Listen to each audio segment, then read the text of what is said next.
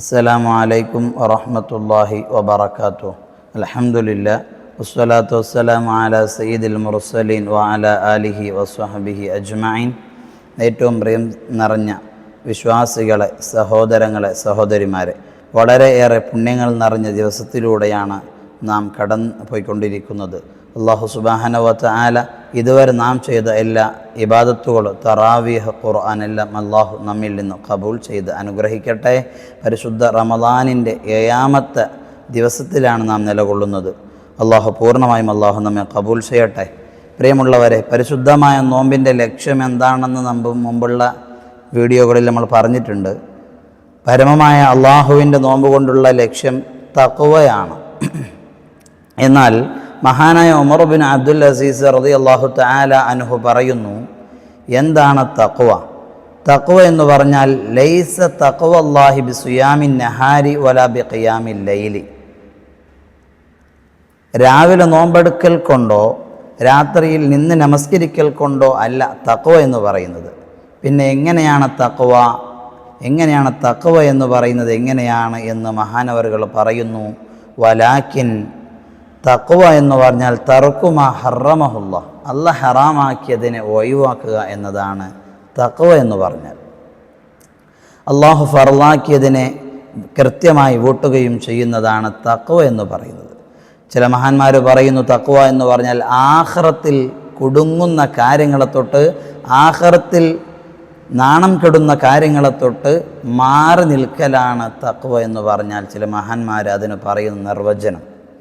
എന്നാൽ എൻ്റെ പ്രിയമുള്ളവർ, പരിശുദ്ധമായ റമളാനിൽ നബി സ്വല്ലല്ലാഹു അലൈഹി വസല്ലമ തങ്ങൾ പറയുന്നു, ശുദ്ധമായ റമളാനിൽ നോമ്പെടുക്കുന്നവർക്ക് അള്ളാഹു ഒരുപാട് പുണ്യങ്ങൾ, ഒരുപാട് ശ്രേഷ്ഠതകൾ നൽകുന്നുണ്ട്.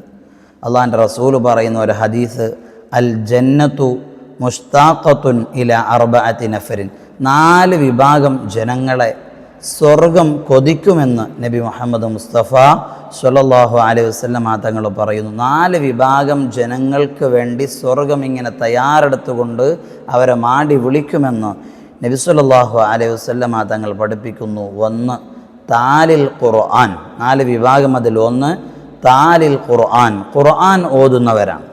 ഖുർആനെ ഇഷ്ടപ്പെട്ടുകൊണ്ട് ഖുർആൻ നിരന്തരമായ ഖുർആനുമായി അഭേദ്യമായ ബന്ധം നിലനിർത്തുന്നവർക്കാണ് സ്വർഗം അവരെ കിട്ടാൻ വേണ്ടി ആഗ്രഹത്തോടുകൂടെ, കൊതിയോടുകൂടെ സ്വർഗം ഇങ്ങനെ മാടി വിളിക്കുമെന്ന് നബി മുഹമ്മദ് മുസ്തഫ സ്വല്ലല്ലാഹു അലൈഹി വസല്ലം തങ്ങൾ പറയുന്നു. 2 വഹാഫിദുൽ ലിസാൻ, നാവിനെ സൂക്ഷിക്കുന്നവർ.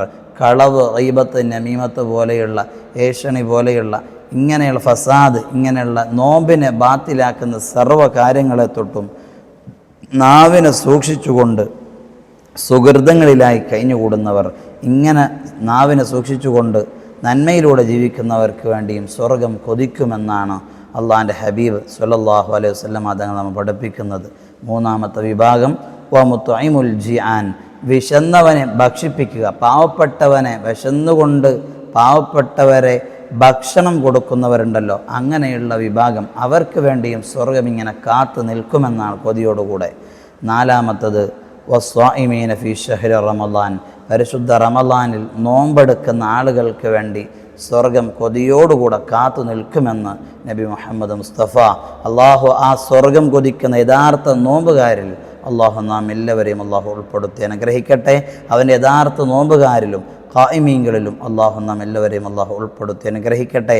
പരിശുദ്ധ റമളാൻ അനുകൂലമായി സാക്ഷി നിൽക്കുന്ന വിഭാഗത്തിൽ അള്ളാഹു നാം എല്ലാവരെയും ഉൾപ്പെടുത്തി അനുഗ്രഹിക്കട്ടെ.